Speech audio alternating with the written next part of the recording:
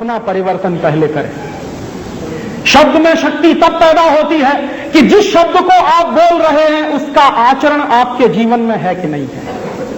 अगर आप अपने जीवन में आचरण नहीं करते और वो शब्द बोलेंगे तो आप हो जाएंगे हिप्पोक्रेट, जैसे आज के नेता हैं।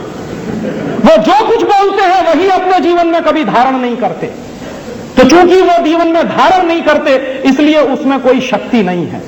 तो आप अगर शब्दों को बोलना शुरू कर रहे हैं तो पहले अपने जीवन में धारण करिए। तो जब आप लोगों से कहेंगे कि अंग्रेजियत हमको नहीं चाहिए, तो आप अपने जीवन से पहले अंग्रेजियत को बाहर निकालिए। तो आप पूछेंगे कैसे निकालें?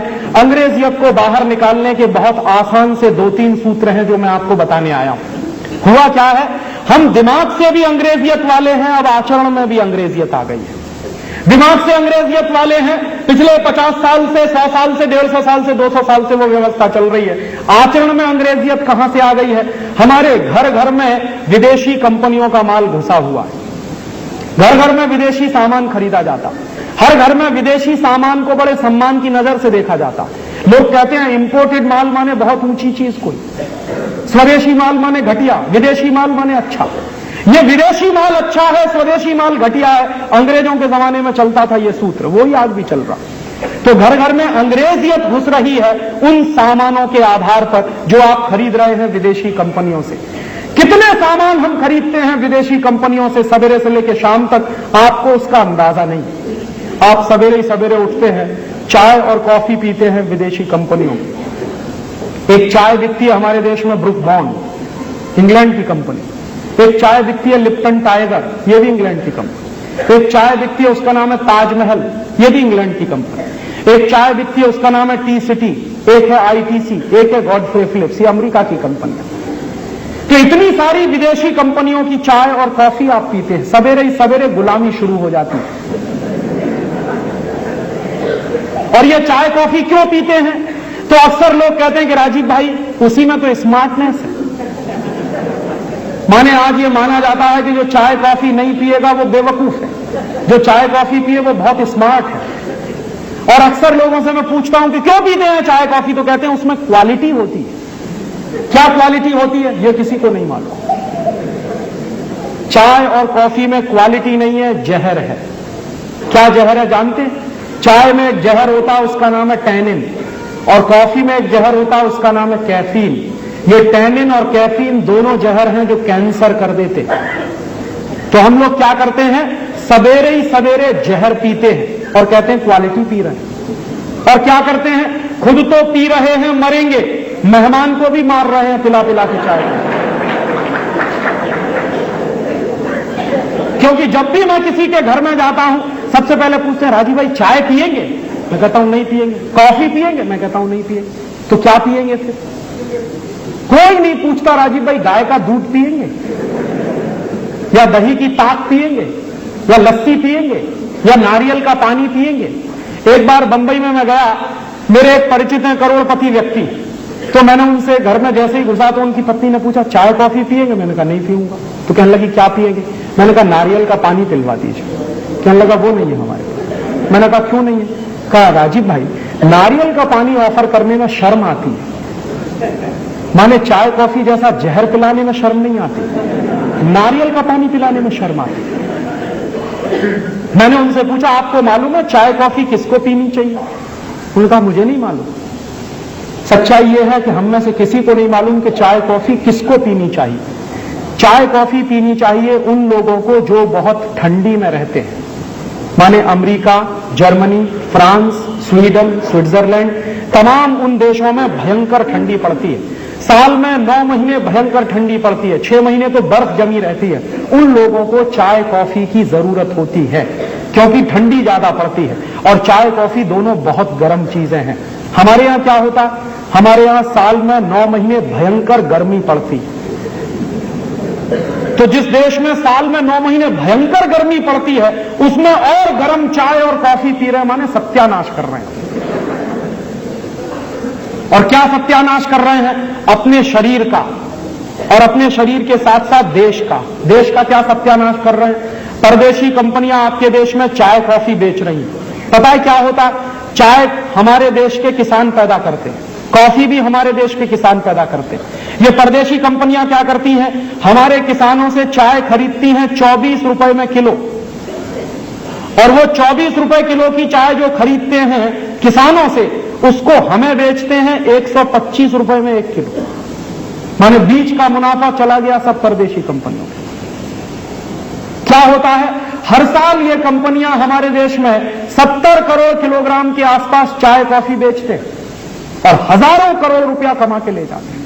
आपको मालूम है, हम एक साल में जितनी चाय कॉफी पी लेते हैं उतने में हमारे देश का 5,600 करोड़ रुपया विदेशी कंपनियों के हाथ में चला जाता है।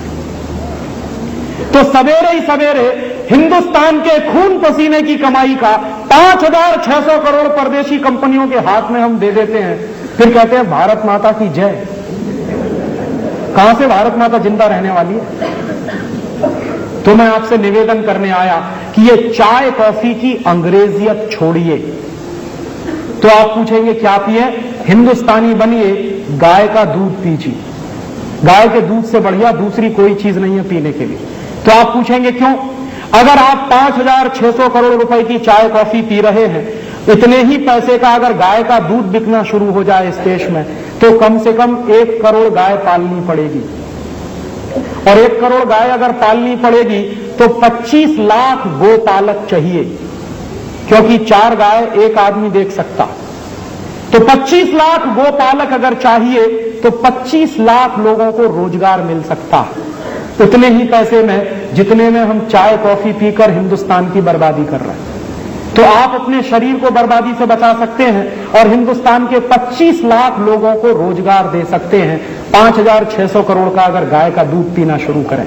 और एक दूसरी बात कि अगर 1 करोड़ गाय हम पालें और उसमें से इतना दूध पैदा हो, तो हर गाय 1 साल के अंदर खड़े खड़े 25,000 रुपए का ऑर्गेनिक फर्टिलाइजर पैदा करती है।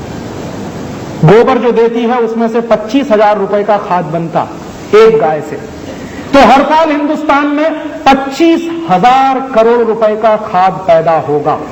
ये 25,000 करोड़ रुपए का खाद आपके देश के किसानों के काम में आएगा, और उस खाद से जो गेहूं पैदा होगा, चावल चना पैदा होगा, उसका टेस्ट आप भूल गए हैं, क्योंकि केमिकल फर्टिलाइजर भर भर के आपने खेत का नाश कर दिया।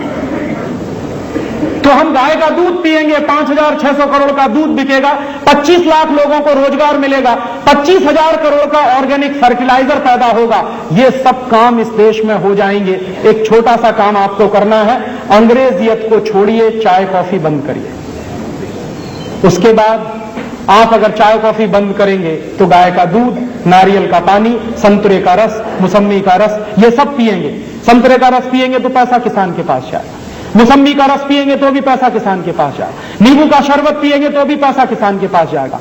माने चाय कॉफी छोड़कर आप कुछ भी पिएंगे भारतीय व्यवस्था का, तो पैसा देश का देश में ही रहेगा और हमारे ही किसान के पास जाएगा। ऐसे ही मैं आपसे दूसरी छोटी सी निवेदन करना चाहता हूं कि हमारे घरों में अंग्रेजियत की टूथपेस्ट आती है, Colgate, Closeup, Cibaca, Forhans, Gleem, Glow, ढेर सारे टूथपेस्ट, और टूथपेस्ट करने के लिए टूथब्रश भी। किसी से भी मैं पूछता हूं कि क्यों करते हैं ये कॉलगेट, तो कहते हैं राजीव भाई सांस की बदबू दूर होती और दांतों की सड़न दूर होती। तो मैं उनसे पूछता हूं कि अच्छा, जब कॉलगेट नहीं होता था तो सबके दांत सड़ जाते होंगे और सबकी सांस में बदबू आती होगी। एक दिन ये बात मैंने मेरे घर में पूछी मेरी दादी मां को। मेरी दादी मां की उम्र है 75 साल। मैंने कहा दादी मां, तुम्हारे जमाने में तो कॉलगेट नहीं था, तो तुम्हारे दांत तो सड़ गए होंगे और तुम्हारी सांस में इतनी बदबू आती होगी कि कभी दादाजी तुम्हारे पास नहीं बैठते होंगे। तो उसने कहा कि बेवकूफ, मेरे दांत अभी तुझसे ज्यादा अच्छे। तो मैंने पूछा क्यों? तो उसने बताया कि नीम का दातुन करती, बबूल का दातुन करती। माने अगर दांत बचाने हैं तो नीम का दातुन करिए, बबूल का दातुन, और दांत सड़ाने हैं तो करिए कॉलगेट, क्लोजअप, सिबाका, फॉरहंस, और एक दिन में 10-10 बार करिए। जितनी बार ब्रश रगड़ेंगे उतनी जल्दी दांत खोखले हो जाएंगे। ये आप मुझसे लिखवा कर ले लीजिए। क्यों? जिन देशों में टूथपेस्ट सबसे ज्यादा इस्तेमाल होता है उनमें से एक देश है अमेरिका, और अमेरिका में ही सबसे ज्यादा दांतों के मरीज हैं और दांतों के डॉक्टर भी हैं, सबसे ज्यादा। क्योंकि बर्बादी आई है दांतों की, क्योंकि पेस्ट खरीदते। और ये पेस्ट क्यों खरीदते हैं? अक्सर हम मानते हैं कि इनमें क्वालिटी है। दुर्भाग्य से कोई भी टूथपेस्ट में क्वालिटी नहीं है। ये जो कॉलगेट, क्लोजअप, सिबाका, फॉरेंस, क्यों? क्योंकि ये कॉलगेट बनाने वाली कंपनी, पेप्सोडेंट बनाने वाली कंपनियां कभी नहीं बताती आपको कि ये टूथपेस्ट बनता कैसे। कोई कंपनी अपने डिब्बे पे नहीं लिखती कि ये टूथपेस्ट कैसे बनाया। और ये भी जान लीजिए, किसी भी कंपनी के टूथपेस्ट को आईएसआई मार्क नहीं है। कॉलगेट को आईएसआई मार्क नहीं, पेप्सोडेंट को आईएसआई मार्क नहीं, क्लोजअप को आईएसआई मार्क नहीं। क्यों? क्योंकि ये बहुत ही रद्दी किस्म के टूथपेस्ट हैं। क्यों है ये रद्दी? ये कॉलगेट, क्लोजअप, सिबाका जैसे टूथपेस्ट बनते हैं मरे हुए जानवरों के हड्डियों के चूरे से। अंग्रेजी में हम कहते हैं डाई कैल्शियम फॉस्फेट। ये डाई कैल्शियम फॉस्फेट क्या है? मरे हुए जानवरों के हड्डियों का चूरा। और हम क्या करते हैं? रोज सवेरे ही सवेरे उठ के मरे हुए जानवरों का हड्डियों का चूरा अपने अपने मुंह से रगड़ते हैं और फिर कहते हैं सांस की बदबू दूर हो रही है। बदबू दूर हो रही है कि बदबू आ रही है? और ऊपर से क्या कर रहे हैं? ये मरे हुए जानवरों का हड्डियों का चूरा जो है, उससे भी ज्यादा खतरनाक एक दूसरी चीज है टूथपेस्ट में, उसको कहते हैं सोडियम लॉरेल सल्फेट। इसको अगर दूसरी भाषा में कहूं तो सिंथेटिक डिटर्जेंट, और तीसरी भाषा में कहूं तो वो चीज जिससे बनता है सर्फ और रिन। माने जिस चीज से कपड़ा धोने का साबुन बनता है वही चीज डाली जाती है टूथपेस्ट में। क्यों डालते हैं? झाग बनाने के लिए। हमारे यहां कुछ ऐसे बेवकूफ हैं जो मानते हैं कि जितना ज्यादा झाग बने उतना ही अच्छा टूथपेस्ट। तो उनसे मैं कहता हूं कि रिन से दांत साफ करिए, उसमें सबसे ज्यादा झाग बनता। ये बेवकूफी है। और एक तीसरी और खतरनाक चीज है टूथपेस्ट में, सिंथेटिक डिटर्जेंट के अलावा एक तीसरी खतरनाक चीज है, उसको कहते हैं फ्लोराइड। ये फ्लोराइड वो जहर है जिससे फ्लोरोसिस नाम की बीमारी होती है। तो हमारे देश में टूथपेस्ट बिक रहे हैं जिनमें मिलाया हुआ है फ्लोराइड जैसा जहर, जिनमें मिलाया हुआ है सिंथेटिक डिटर्जेंट, जो बनते हैं मरे हुए जानवरों के हड्डियों के चूरे से। अब आप बताइए कि इन चीजों में क्वालिटी है क्या? ये सब चीजें बहुत ही रद्दी चीजें हैं। तब आप पूछेंगे कि फिर क्वालिटी कहां है? बेस्ट क्वालिटी है नीम का दातुन, बबूल का दातुन। जानते हैं क्यों? नीम एक ऐसा पेड़ है जो 24 घंटे ऑक्सीजन देता। हमारी प्रकृति में 3-4 ऐसे पेड़ हैं जो 24 घंटे ऑक्सीजन देते हैं, तुलसी, नीम, पीपल और बड़। तुलसी को घर के आंगन में क्यों लगाते हैं? क्योंकि ऑक्सीजन मिलता। नीम को घर के दरवाजे पे क्यों लगाते हैं? क्योंकि ऑक्सीजन मिलता। उस नीम के दातुन में है ऑक्सीजन, और आपको सबसे ज्यादा जरूरत है ऑक्सीजन की। हमें हमेशा जरूरत है ऑक्सीजन की। तो आप नीम का दातुन करते हैं तो आपको मिलता है ऑक्सीजन। और उससे भी बढ़िया एक दूसरा काम होता, जितनी देर आप नीम का दातुन चबाएंगे उतनी देर आपके मुंह में लार बनेगी, सलीवा बनेगा। और जितना ज्यादा सलाइवा बनेगा उतना ही अच्छा आपका डाइजेस्टिव सिस्टम रहेगा। और जितना अच्छा आपका डाइजेस्टिव सिस्टम रहेगा उतना ही बीमारियां आपसे दूर रहेंगी, क्योंकि 90% बीमारियां पेट की गड़बड़ी से होती हैं। पेट की गड़बड़ी को दुरुस्त रखने में नीम के दातुन से बढ़िया दूसरी कोई चीज नहीं। तो आप नीम का दातुन करिए, बबूल का दातुन करिए, बेस्ट क्वालिटी आपको मिलेगी। आपको शायद मालूम नहीं है, अमेरिका में, जर्मनी में इस समय कैंसर की सबसे अच्छी दवा नीम से बनती है। लेकिन अमेरिका में नीम नहीं है, होता ही नहीं है वहां, जर्मनी में भी नहीं होता। तो कहां से जाता है? हिंदुस्तान से जाता है। यहां से जाता है नीम, उसमें से निकालते हैं नीम का तेल, उससे बनाते हैं दवाएं। और वो दवाएं पता है अमेरिका में किस भाव में बिकती हैं? नीम से बनाई हुई अमेरिका में कैंसर की एक गोली 980 रुपए की है इस समय। और अमेरिका की वो कंपनी क्या सोचती है कि उनके देश में तो नीम होता नहीं, तो हिंदुस्तान में नीम होता है। तो उसने क्या किया? नीम पर पेटेंट करवा लिया। और नीम पर पेटेंट करवा के वो इंतजार कर रहे हैं कि कब हिंदुस्तान में कोई ऐसी सरकार आए जो अमेरिका के उस पेटेंट को हिंदुस्तान में भी मान्यता दे, तो हमारा सारा नीम उनके कब्जे में चला जाए। आपको मालूम नहीं है, बेस्ट क्वालिटी हमारे पास है। और ये मालूम क्यों नहीं है? जब से घर में ईडियट बॉक्स आया है, जिसको आप टेलीविजन कहते हैं, उसको मैं ईडियट बॉक्स कहता हूं, वो कभी जाहिरात नहीं देता नीम के दातुन की। कॉलगेट की जाहिरात रोज आती है, दिन में 50 बार आती है, 100 बार आती है, लेकिन नीम के दातुन की कभी नहीं आती। जिसमें बेस्ट क्वालिटी है वही कभी नहीं बताता। और हमने भी क्या किया है कि हमारे देश में हजारों साल से ये नीम का दातुन होता आया, आज हमने मान लिया कि वो बेवकूफी है। अब स्मार्टनेस किसमें है? जानवरों की हड्डियों का चूरा रगड़ने में स्मार्टनेस। और बेस्ट क्वालिटी नीम का दातुन करने में बेवकूफी लगती है। इसलिए आप करिए नीम का दातुन, बबूल का दातुन। एक बार मैं ऐसा लेक्चर दे रहा था बंबई में, एक विद्यार्थी ने कहा, राजीव भाई आपकी बात समझ में आई, हम सब नीम का दातुन करेंगे, तो आप बताइए कि हिंदुस्तान का नीम तो खत्म हो जाएगा, क्योंकि 96 करोड़ लोग हैं इस देश में, सब नीम का दातुन तोड़ेंगे तो ये तो खलास हो जाएगा। तो मैंने उसको जो जवाब दिया वही आपको कह रहा हूं कि नीम खत्म नहीं होगा अगर हम एक छोटा सा काम और करें। आजकल क्या होता है, हमारे बच्चों के जन्म दिवस आते हैं तो हम क्या करते हैं, कहीं से केक खरीद लाते हैं, फिर मोमबत्ती खरीद लाते हैं, केक के चारों तरफ मोमबत्ती लगाते हैं, पहले दिया सलाई से उसको जलाते हैं, फिर फूंक मार मार के बुझाते हैं। आपको मालूम है भारतीय संस्कृति में दीपक कब बुझाते हैं?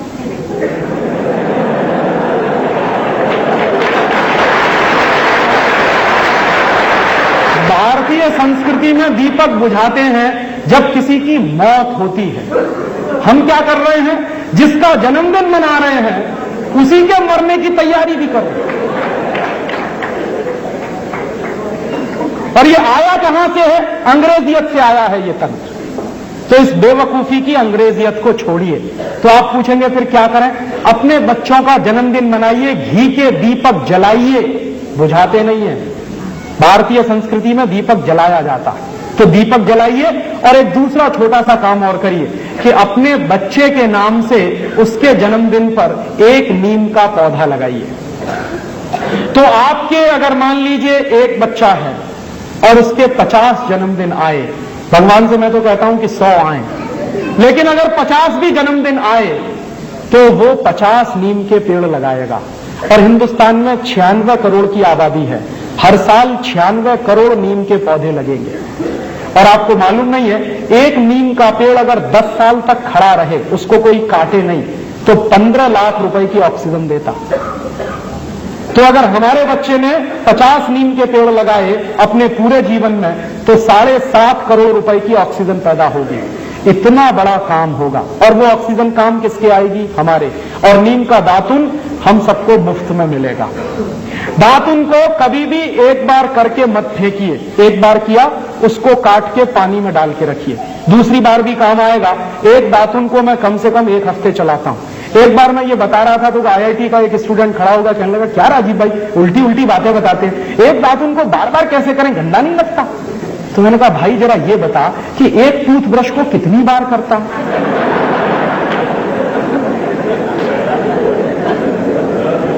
एक बार किया धो के रख दिया, दूसरी बार किया धो के रख दिया, तीसरी बार किया धो। तो एक टूथब्रश को सालों साल करता तो गंदा नहीं लगता। नीम का दातुन 2 बार कर रहा है तो थोड़ा गंदा लगता है। कहने लगा, राजीव भाई सच्ची में अपना दिमाग घूम गया है। मैंने कहा, घूमे हुए दिमाग को सीधा कर लेते। और इसलिए आप दातुन खरीदिए। जो लोग दातुन नहीं कर सकते उनके लिए एक दूसरी बात, और इसके पहले एक छोटी सी बात और। एक बार मैंने हिसाब लगाया, पूरे देश में परदेशी कंपनियों का जितना टूथपेस्ट बिकता है और टूथब्रश करीब 450-500 करोड़ रुपए का है। और ये 450-500 करोड़ रुपया हम दे देते हैं परदेशी कंपनियों को। अगर इतने रुपए का नीम का दातुन बिके या बबूल का दातुन बिके तो जानते हैं क्या होगा? कम से कम 4 लाख लोगों को रोजगार मिलेगा। आप जाइए कभी बंबई में, हर स्टेशन के बाहर नीम का दातुन, बबूल का दातुन बिकता है, लेकिन जो बेचने वाले लोग हैं बहुत ही गरीब हैं। सवेरे से शाम तक बेचारे बैठे रहते हैं, बहुत कम लोग हैं खरीदते हैं। कि अगर सब लोग उनका दातुन खरीदें तो पैसा उस गरीब के पास जाएगा और वो उस गरीब के माध्यम से किसान के पास पहुंचेगा। तो अगर ये व्यवस्था बने तो 4 लाख किसानों को हम रोजगार दे सकते हैं। माने 4 लाख किसान हिंदुस्तान में सिर्फ नीम का पेड़ लगाकर ही रोजगार पा सकते हैं। ये व्यवस्था हम चला सकते हैं। और जो लोग दातुन नहीं कर सकते वो उंगली से मंजन करें। काला दंत मंजन आता है, लाल दंत मंजन आता है, सबसे बढ़िया दंत मंजन नमक मीठू, वो आपके सबके घर में है। दंत मंजन क्यों करें? क्योंकि ये जो उंगली होती है, दाहिने हाथ की पहली उंगली, इसमें एक मेरिडियन पॉइंट होता है। एक्यूप्रेशर का विज्ञान बताता है कि दाहिने हाथ की पहली उंगली में लार्ज इंटेस्टाइन का एक मेरिडियन पॉइंट है। तो जितनी देर आप उंगली से दांत साफ करते हैं, दांतों की सफाई होती है, मसूड़ों की मालिश होती है, उससे भी बड़ा काम होता है, आपकी बड़ी आंत की पूरी सफाई होती है। आपको मालूम नहीं है। इसलिए हजारों साल से इस देश में उंगली से दांत साफ करने की परंपरा है। बहुत वैज्ञानिक काम है उंगली से दांत साफ करना। तो या तो उंगली से दांत साफ करिए या करिए दातुन, दोनों बेस्ट क्वालिटी हैं। हिंदुस्तान का सैकड़ों करोड़ रुपया बचेगा, 4 लाख लोगों को हम रोजगार दे सकते हैं। ऐसा ही एक तीसरा छोटा सा निवेदन, हमारे घरों में साबुन आता है, Lux, Lifebuoy, Liril, Rexona, Pears, Camay, Palmolive, Johnson and Johnson वगैरह वगैरह। ये सब साबुन क्यों खरीदते हैं? एक बार मैंने एक भाई से पूछा कि लक्स से क्यों नहाते हो? कहने लगा माधुरी दीक्षित कहती है। एक दूसरे से पूछा कि तुम क्यों लगाते हो? कि हेमा मालिनी कहती है। तो कभी माधुरी दीक्षित और हेमा मालिनी कुएं में गिरेंगे तो हम भी गिरेंगे। ये बेवकूफी मत करिए। और मैं, शायद आपको मालूम नहीं है कि माधुरी दीक्षित की या हेमा मालिनी या कोई भी फिल्मी हीरोइन लक्स से नहीं नहाती, साबुन से नहीं नहाती। तो आप पूछेंगे मुझको कैसे मालूम?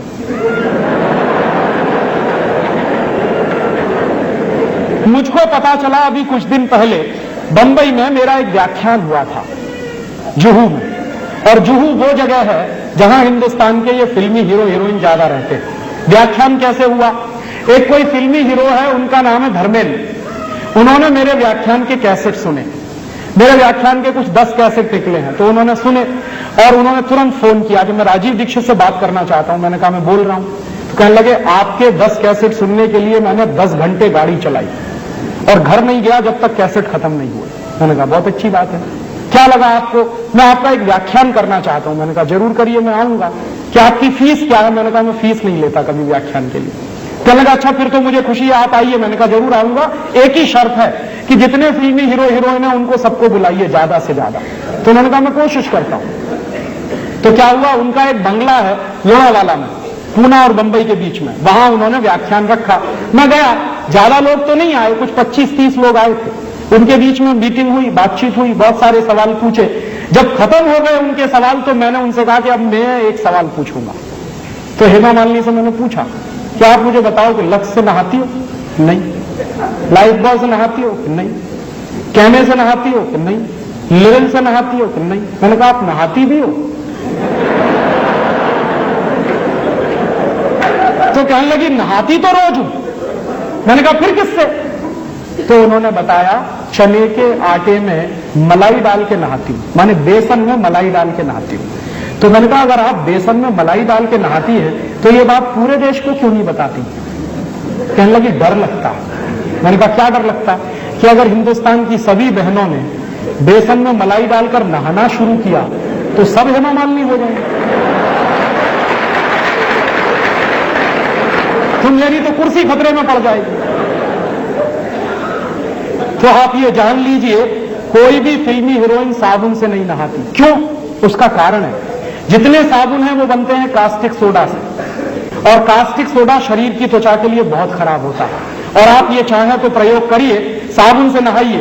नहाने के 20 मिनट के बाद जब आपका शरीर सूख जाए तो नाखून से ऐसे लाइन खींचिए, सफेद रंग की लाइन खींचेगी। और आजकल ठंडी का दिन है, साबुन से नहाइए, 10 मिनट बाद आपका पूरा चेहरा सफेद सफेद हो जाए। क्यों? उसमें जो कास्टिक सोडा है वो आपकी शरीर की त्वचा से चिपक जाता है। चाहे जितना पानी डालिए धुलता नहीं, इसलिए साबुन सबसे रद्दी चीज है। तब आप पूछेंगे बेस्ट क्वालिटी क्या है? बेस्ट क्वालिटी है मुल्तानी मिट्टी। मिलती है अभी भी इस देश में, खरीद लाइए बाजार से। क्या करें उसका? मुल्तानी मिट्टी को दही में डाल दीजिए रात को, या दही की ताक में डाल दीजिए, सवेरे तक एकदम मुलायम हो जाएगी।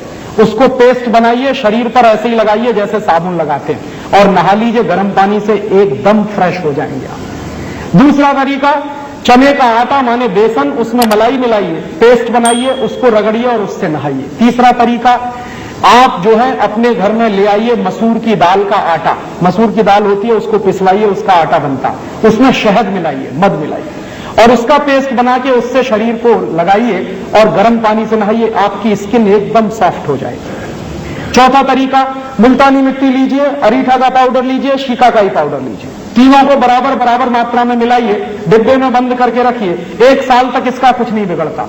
नहाने के 20 मिनट पहले 1 चम्मच पाउडर 1 गिलास पानी में डाल दीजिए और उस पानी से पहले सिर के बाल धो लीजिए, आपके बाल टूटना बंद हो जाएंगे। और फिर उसी पानी से शरीर से नहा लीजिए, आप कोई साबुन लगाने की कभी जरूरत ही महसूस नहीं होगी। और आपको मैं बताऊं सबसे अच्छा, आपके यहां अकोला में गाय के गोबर से एक साबुन बनता, और गाय के गोबर से जो साबुन बनता है, पिछली बार मैं आया था यहां से खरीद के ले गया था और मैंने मेरे सब दोस्तों को बांटा, मैं भी नहाता हूं। मैं आपको सच बताऊं कि उस साबुन से नहाने के 10 मिनट के बाद शरीर में से खुशबू निकलती। फिर एक दिन मैंने पुराने कुछ ग्रंथ खोजे तो मुझे पता चला कि हिंदुस्तान में जब यज्ञ किया जाता था तो किसी भी राजा को यज्ञ करने से पहले गोबर से स्नान करना जरूरी होता था। भगवान राम ने भी यही किया था। जब भगवान राम ने यज्ञ किया तो गोबर से स्नान किया था, तब यज्ञ करने के लिए बैठ पाए थे। तो शास्त्रों में इसका वर्णन है और गोबर से स्नान करना बहुत ऊंची बात है। आपके घर में अगर देसी गाय है तो उसके गोबर से आप सीधे स्नान कर सकते हैं, नहीं है तो आपके अकोला में बनता है इतना अच्छा साबुन, और अगर आप वो खरीदेंगे तो पैसा कहां जाएगा? अकोला का पैसा यही रहने वाला। और वो साबुन यहां के किसी गौशाला में बनता तो आपका दिया गया पैसा जाएगा कहां? गौशाला में जाने वाला। उस गौशाला को चलाने वाले कुछ भाइयों को रोजगार मिलेगा। और मेरी तो कल्पना है कि ऐसी गौशालाएं गांव गांव गली गली घर घर में खुल जाए और उनमें से ये गोबर निकलेगा, साबुन भी बनेगा, दूध बनेगा, घी निकलेगा, क्या क्या नहीं होगा। पूरे हिंदुस्तान की अर्थव्यवस्था बदल सकती है। तो आप ये फालतू के साबुन खरीदना बंद करिए, मुल्तानी मिट्टी से नहाइए, अरीठा, शिकाकाई, मुल्तानी मिट्टी के पाउडर से नहाइए, या फिर चने के आटे से नहाइए, या फिर आपके गांव में जो गोरस का गोबर से साबुन बनता है उससे नहाइए। हिंदुस्तान का हर साल हम सैकड़ों करोड़ रुपया बचा सकते हैं। ये मेरा आपसे एक छोटा सा निवेदन है। और ऐसे ही एक निवेदन और है कि कभी भी अपने घर में फेयर एंड लवली मत लाइए, क्योंकि ये फेयर एंड लवली के बारे में कहते हैं गोरेपन की क्रीम। अब आप मुझे बताइए कि अगर फेयर एंड लवली लगा के सब गोरे हो जाते तो दक्षिण भारत में तो कोई काला नहीं होना चाहिए। आप एक नहीं 100 फेयर एंड लवली लगाइए, आप जैसे हैं वैसे ही रहने वाले हैं। भगवान ने जैसा बनाया है हम बहुत अच्छे हैं। इस फालतू के चक्कर में मत पड़िए। क्यों? क्योंकि ये सुंदर बनने का टेंशन दुनिया का सबसे बड़ा टेंशन है। और आप एक चीज और जान लीजिए, सुंदर लोगों को याद नहीं किया जाता, जो लोग देश और समाज के लिए काम करते हैं उनको याद किया जाता। और भारत में तो शरीर की सुंदरता नहीं, आत्मा की सुंदरता देखी जाती है। यह शरीर आज है, कल नहीं रहेगा। सबको जाना है, सबको बूढ़ा होना है। आज आप सुंदर हैं, कल नहीं रहने वाले हैं। शरीर के चक्कर में फंस गए तो जीवन बेकार हो जाएगा। भारत का अध्यात्म यही कहता है। इसलिए आत्मा को सुंदर बनाइए, अच्छे काम करिए, आप खुद ब खुद सुंदर होते चले जाएंगे। तो सुंदर बनने के लिए कॉस्मेटिक्स की जरूरत नहीं है, सुंदरता तो कर्म से आती है। इसलिए घर में ये कॉस्मेटिक्स लाना बंद करिए, हजारों करोड़ रुपया बचेगा। और ऐसी एक दो छोटी छोटी बातें और कि हमारे देश में कुछ विदेशी कंपनियों ने पानी बेचना शुरू कर दिया। Pepsi Cola, Coca Cola, Thums Up, Limca, Citra. आपको मालूम है भारतीय संस्कृति में पानी बेचा नहीं जाता, लेकिन यहां परदेशी कंपनियां 12 रुपए लीटर का पानी बेचती। माने गाय का दूध मिलता है 10 रुपए लीटर, पानी मिलता है 12 रुपए लीटर। कौन सा देश है और किस देश में आप रह रहे हैं? और ये परदेशी कंपनियों का पानी पी रहे हैं गांव गांव गली गली में। मुझे बहुत दुख होता है कि हिंदुस्तान में 2 लाख गांव ऐसे हैं जहां पीने का पानी नहीं है। आज भी करोड़ों लोगों को इस देश में पीने का पानी नहीं मिलता, और हमारे देश में कुछ परदेशी कंपनियां पेप्सी और कोका कोला बेचकर सैकड़ों करोड़ रुपया कमा के ले जाती। ये पेप्सी और कोका कोला जैसी बोतलों में जानते हैं क्या है? उस बोतल पर साफ साफ लिखा हुआ है, it contains no fruit juice, माने उसमें किसी भी फल का रस नहीं है। तो क्या है? सिंथेटिक केमिकल्स हैं उसमें। क्या केमिकल्स हैं? सबसे खतरनाक चीज है पेप्सी कोला कोका कोला में कार्बन डाइऑक्साइड। और कार्बन डाइऑक्साइड कभी भी शरीर के अंदर नहीं ले जानी चाहिए। शरीर विज्ञान कार्बन डाइऑक्साइड को बाहर निकालता है, ऑक्सीजन अंदर ले जाते हैं। हम बेवकूफी करते हैं, पेप्सी पी के, कोका पी के उसको अंदर ले जाते हैं। और कार्बन डाइऑक्साइड के साथ साथ जो और खतरनाक चीजें हैं उन बोतलों में वो क्या है? एक है फॉस्फोरिक एसिड, एक है सोडियम ग्लूटामेट, एक है पोटेशियम सॉर्बेट, और उसमें है लेड एसीटेट। ये सब चीजें क्या करती हैं? एक साथ मिलकर ये सब चीजें किडनी फेल कर देती। जितना ज्यादा सॉफ्ट ड्रिंक पिएंगे उतना ही किडनी फेल होने की गंभीरता हो जाएगी। और किडनी फेल होने का क्या कष्ट होता है, ये हिंदुस्तान के एक्स प्राइम मिनिस्टर को देख लीजिए आप। हमारे देश के एक एक्स प्राइम मिनिस्टर है, उनकी दोनों किडनी फेल हो गई, और जब उनकी शक्ल आती है कभी कभी टेलीविजन पे या अखबारों में, तो दिखाई देता है कि उनका पूरा खून निचोड़ लिया है किसी ने। उनको प्रतिदिन 8 घंटे डायलिसिस पर रहना पड़ता है, और 8 घंटे डायलिसिस पे क्या होता है, पूरा खून खींचा जाता है, साफ करके डाला जाता है दोबारा।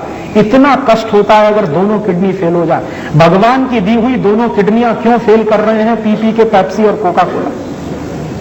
और मेरा एक दोस्त है, all India institute of medical science में डॉक्टर है, उसी डिपार्टमेंट में जहां किडनी के ऑपरेशंस होते हैं। एक दिन मैंने उससे पूछा कि आजकल क्या हालत है तुम्हारे इंस्टीट्यूट की।